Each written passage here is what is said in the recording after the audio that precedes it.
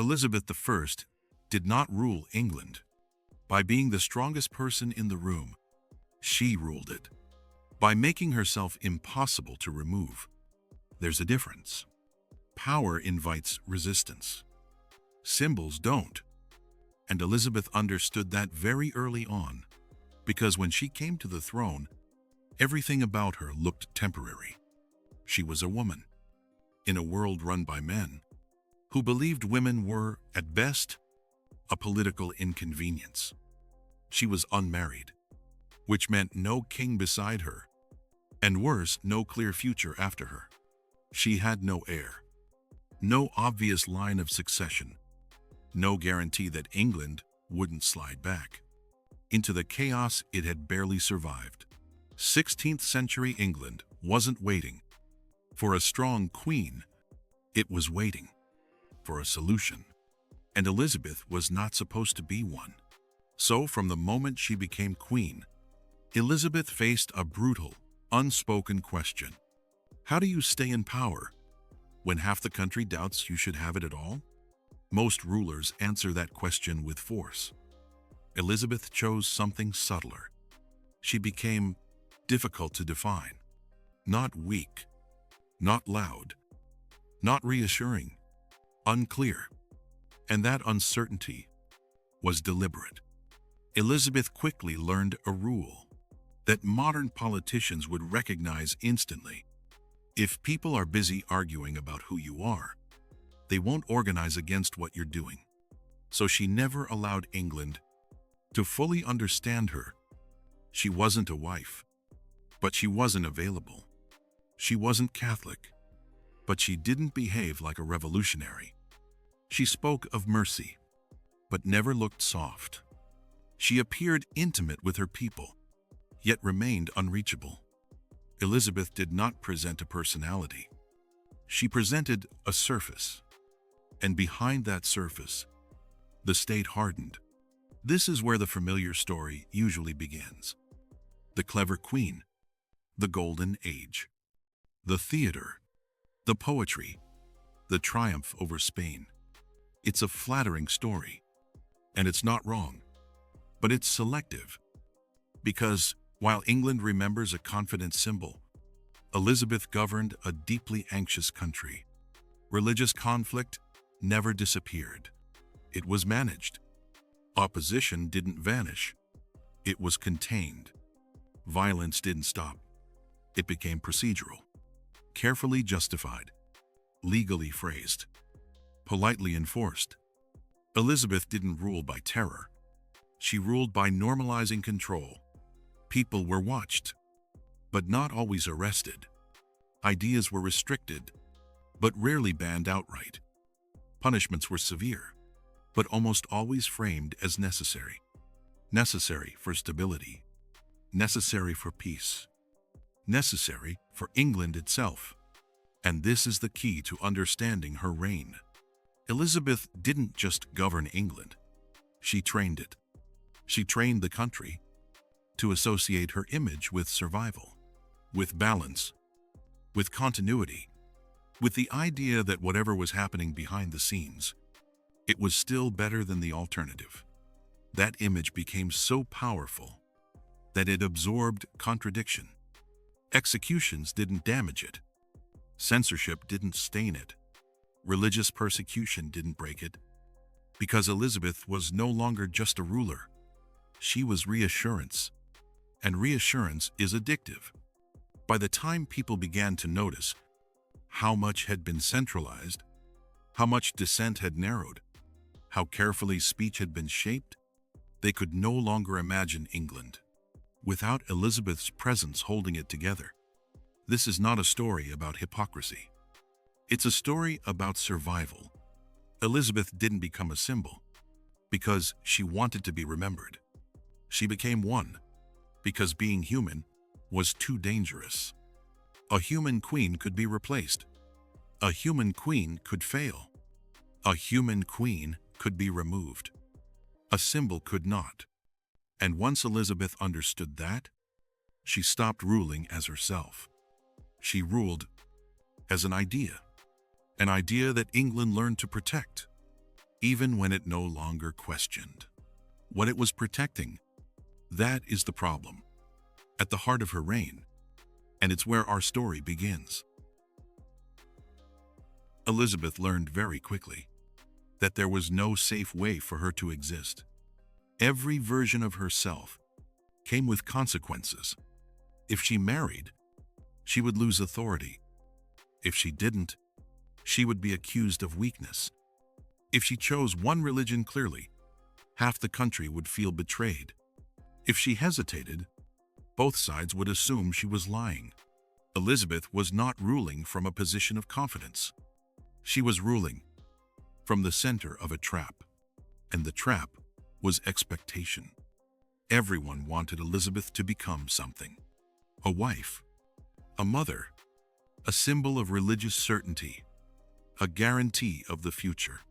What no one wanted was ambiguity. But ambiguity was the only place where Elizabeth could survive. Marriage was the most obvious danger. A husband did not simply mean companionship. He meant shared authority, divided loyalty, and eventually, decisions made in Elizabeth's name. Elizabeth knew the historical pattern well. Queens married. Kings ruled. Queens became decorative. So Elizabeth did something quietly radical. She turned delay into policy. Suitors arrived from across Europe. Each was entertained seriously. Each was considered carefully. And none were chosen. Negotiations stretched on. Rumors circulated. Hope was allowed to exist. And then, gently, it was withdrawn. Foreign courts grew impatient. English nobles grew anxious. Elizabeth remained undecided, and that indecision kept her in control. As long as the question of marriage stayed open, so did her authority. Religion was more dangerous still. England had not healed from it. Catholics remembered the old faith. Protestants wanted reform completed. Everyone feared being on the losing side. Elizabeth herself leaned Protestant. But leaning was not the same as declaring. Instead of demanding belief, she demanded conformity. You could think what you liked, as long as you did not organize around it, as long as you did not preach loudly, print aggressively, or die publicly for your convictions. Martyrs created instability. Quiet obedience did not. This was not tolerance. It was containment. Elizabeth did not erase religious conflict. She boxed it in. And whenever that box began to shake, she reinforced the edges. The same logic governed speech. Elizabeth rarely banned criticism outright. That would suggest insecurity. Instead, speech was permitted until it became inconvenient. Printing presses were licensed. Plays were reviewed. Writers learned quickly where the invisible lines lay. Cross them, and the response arrived calmly. A summons, a questioning, an arrest framed as necessity. The system worked quietly. Elizabeth remained untouched by it. Punishment never appeared personal. It appeared unavoidable. Opponents were not removed because Elizabeth was cruel.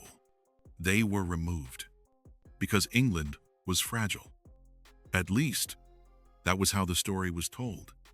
And it was convincing.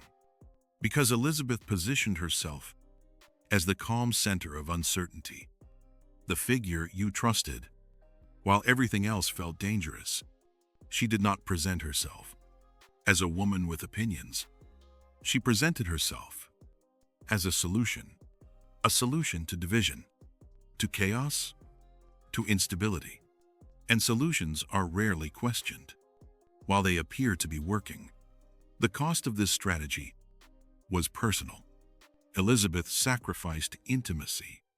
She sacrificed clarity. She sacrificed the freedom to behave like an ordinary human being, but she gained time. Every year she survived, the idea of Elizabeth grew stronger. Replacing her felt riskier. Challenging her felt disruptive. By refusing to define herself, Elizabeth made herself indispensable. Not because she was universally loved, but because she was familiar. And familiarity, in unstable times, feels like safety. By the end of this phase of her reign, Elizabeth was no longer merely surviving. She had become the reference point, the baseline, the thing England measured risk against. And once a ruler becomes the standard, any challenge to them no longer feels political. It feels dangerous. In the next part, we will see how Elizabeth pushed this strategy even further.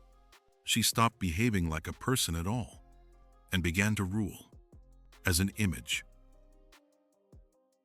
At some point, Elizabeth stopped being a person that people could argue with.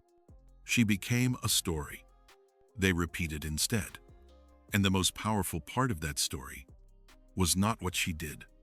It was what she refused to do. Elizabeth did not marry, not because she couldn't, not because she didn't understand the risks, but because marriage would have turned her back into something human, a wife, a mother, a woman with private loyalties. And Elizabeth had learned by now that humanity was a liability. So she replaced it with something far safer: purity. The idea of the Virgin Queen is often treated like a moral choice. It wasn't. It was a political weapon. By declaring herself married to England, Elizabeth removed every man who might claim authority over her.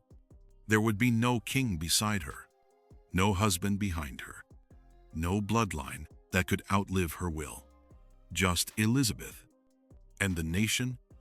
It was brilliant. And it was artificial. Elizabeth's virginity was not a biological fact.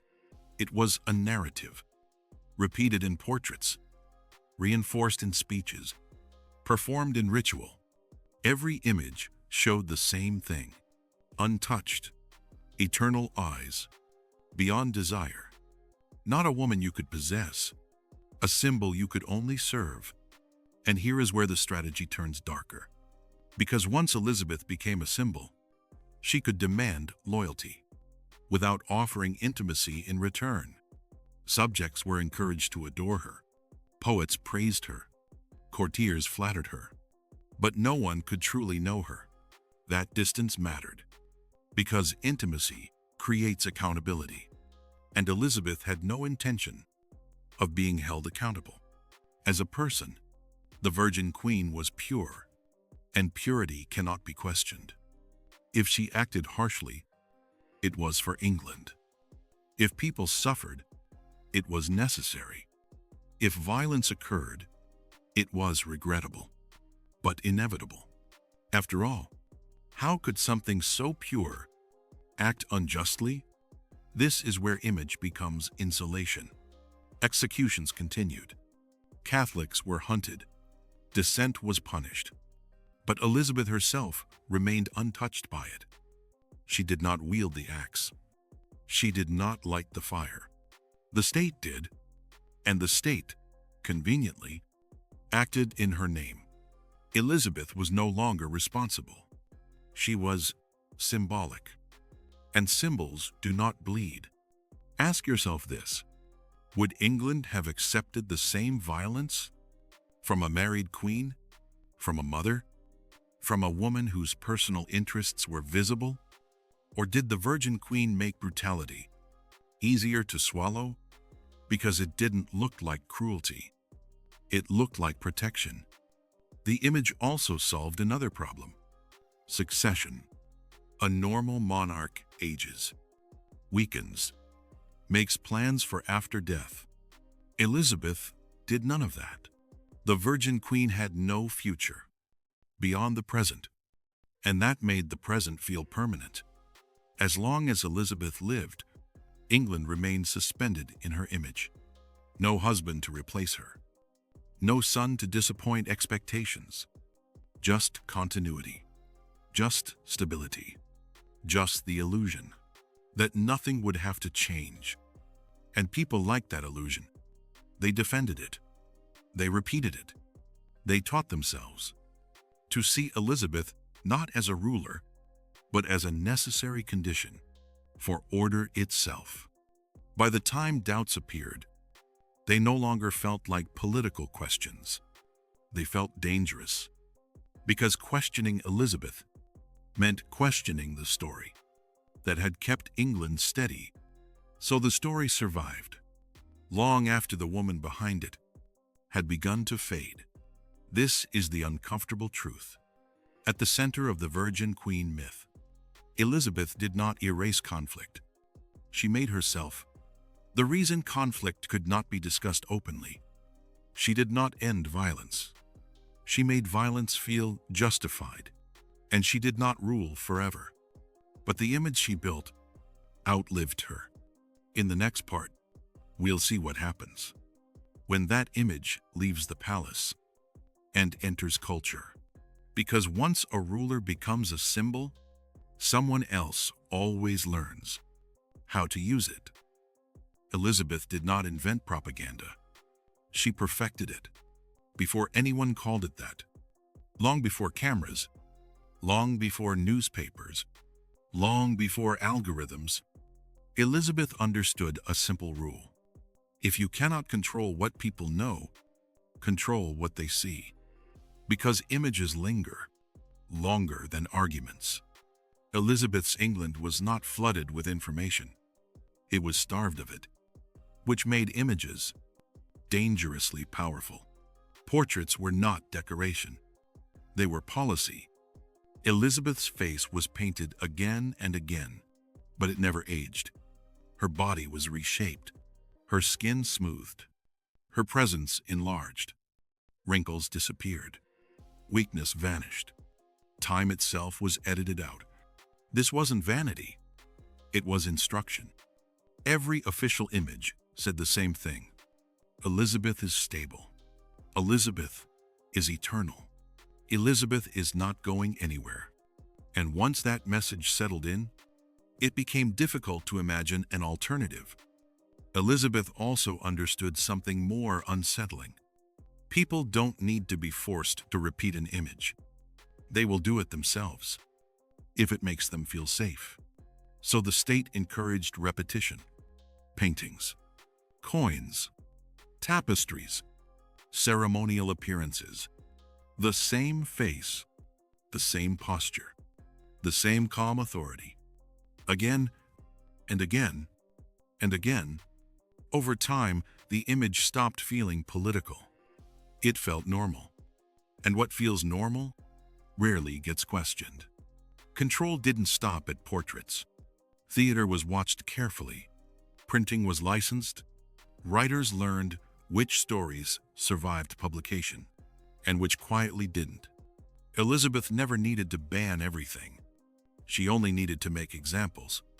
A play revised. A pamphlet withdrawn. A writer questioned. The rest learned quickly.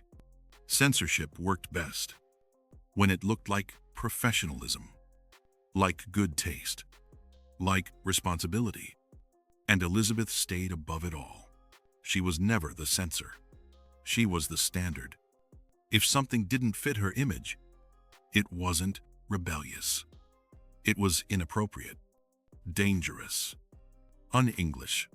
This is how control becomes cultural. People begin to protect the image themselves. They defend it, repeat it, pass it on, not because they are ordered to, but because it feels necessary. Elizabeth didn't just rule the present, she shaped how the future would remember her. And this is where the story turns uncomfortable. Because once an image becomes history, it stops feeling like manipulation. It becomes memory. Ask yourself this: how much of what we remember about Elizabeth comes from evidence, and how much comes from repetition?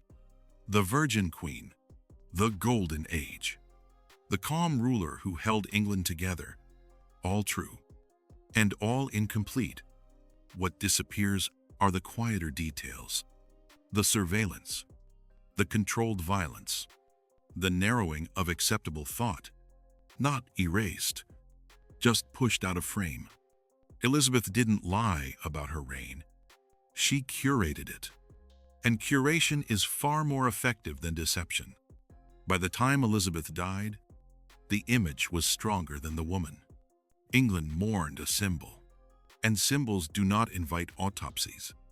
This is why Elizabeth survived history so well. Not because she was flawless, but because she made sure history remembered her the way she wanted to be seen. The question is not whether Elizabeth manipulated her image. She absolutely did. The harder question is this: would her reign have survived without it? And if the answer is no, what does that say about how power has always worked? Because Elizabeth's methods did not end with her. They were copied, refined, modernized. The tools changed. The logic didn't. In the final part, we are going to step back from Elizabeth herself and look at what happens when an image becomes memory and memory becomes authority. Because once that happens, history stops being something we examine and becomes something we inherit. Elizabeth I did not rule forever, but her image did. And that may be the most important thing about her reign. By the time Elizabeth died, England was not just mourning a queen. It was mourning an idea: the Virgin Queen, the Golden Age, the ruler who held everything together. And once an idea becomes that powerful, it stops being questioned, because questioning it feels unnecessary, almost rude. This is how memory quietly turns into authority. Not through force, not through deception, but through familiarity. Elizabeth did not survive history because she was flawless. She survived because she made herself rememberable in exactly one way. Everything else faded. The violence was reframed as necessity. The repression was renamed stability. The uncertainty was rewritten as wisdom. Nothing here required a grand lie, just selection. And selection is the most effective form of control, because it feels reasonable. When we remember Elizabeth today, we rarely remember her as a woman making impossible choices. Inside a fragile political system, we remember the image she left behind: calm, measured, untouchable. We remember the portrait, not the machinery behind it. And that is the true success of her reign. Elizabeth didn't just govern England. She governed how England would remember her. And that memory became so strong that it protected her from criticism long after her death. Here's the uncomfortable part. Elizabeth's strategy did not die with her. It worked too well. Later rulers learned from it. States refined it. Modern power perfected it. The tools changed. The logic didn't. Images still outlive people. Narratives still outlast evidence. Repetition still feels like truth. And when a story is repeated long enough, it stops sounding like propaganda. It starts sounding like history. So this series was never really about Elizabeth. She was just the clearest case study. This was about how power learns to protect itself by shaping memory rather than suppressing facts. Because facts can be debated. Memory cannot. Once memory hardens, it becomes authority. And authority, once inherited, rarely explains itself. So here is the question this series leaves you with. Not about Elizabeth, but about us. When we talk about history, are we examining the past? Or are we repeating the version that survived best? How many reputations feel obvious to us only because they were carefully maintained? How many villains, how many heroes exist not because of what they did, but because their image won? Elizabeth I understood something that still makes people uncomfortable today. If you control how you are remembered, you don't need to control everything else. And that may be the most enduring form of power there is. This series ends here, but the mechanism doesn't. Because Elizabeth was not unique. She was early. And in the next series, we're going to take this framework and apply it elsewhere. To the figures history taught us to fear, to the villains whose reputations feel unquestionable, and ask a dangerous question. Not, were they innocent? But, who needed them to be guilty? If this series changed the way you look at Elizabeth, even slightly, then stay with us. Because history's greatest villains reconsidered is where this investigation continues. Same method, same skepticism, different names, and perhaps very different answers.